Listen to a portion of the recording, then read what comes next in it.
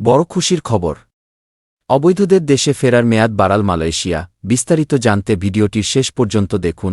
কাগজপত্রবিহীন অবৈধ অভিবাসীদের দেশে ফেরার সময়সীমা বাড়িয়েছে মালয়েশিয়া সরকার। সোমবার ২ জানুয়ারি মালয়েশিয়ার অভিবাসন বিভাগের দেওয়া এক বিজ্ঞপ্তিতে এ তথ্য জানানো হয়েছে। এর আগে ৩১ ডিসেম্বর ২০২৪ কাগজপত্রবিহীন অভিবাসীদের ৩০০ থেকে ৫০০ রিঙ্গিত জরিমানা দিয়ে নিজ নিজ দেশে ফিরে যাওয়ার তারিখ নির্ধারিত ছিল। অভিবাসন বিভাগের দেওয়া ওই বিজ্ঞপ্তিতে বলা হয়েছে, যে সমস্ত অভিবাসীরা ৩১ ডিসেম্বরের মধ্যে নিবন্ধন করেছে কিন্তু ইমিগ্রেশনে গিয়ে পরবর্তী কার্যক্রম সম্পন্ন করতে পারেনি তাদের জন্যই এ সুযোগ। তারা ২১ মার্চ ২০২৫-এর মধ্যে অভিবাসন বিভাগে গিয়ে ৩০০ থেকে ৫০০ রিঙ্গিত জরিমানা দিয়ে নিজ নিজ দেশে ফিরে যাওয়ার প্রক্রিয়া সম্পন্ন করতে পারবেন।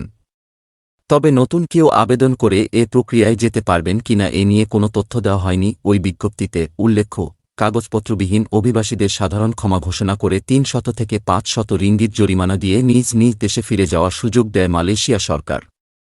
গেল বছরের মার্চ থেকে শুরু করে ৩১ ডিসেম্বর পর্যন্ত চলে সে সুযোগ। সরকারের দেওয়া এ সুযোগ কাজে লাগিয়ে মালয়েশিয়া থেকে নিজ নিজ দেশে ফিরেছে বাংলাদেশসহ বিভিন্ন দেশের প্রায় ৩ লক্ষ অভিবাসী। তবে বছর জুড়ে চলা এ সুযোগও কাজে লাগাতে পারেনি অনেকে। বিশেষ করে শেষ সময়ে ফিরতে চাওয়া অনেক অভিবাসী নানা জটিলতায় অভিবাসন বিভাগে সময়মতো যেতে পারেননি।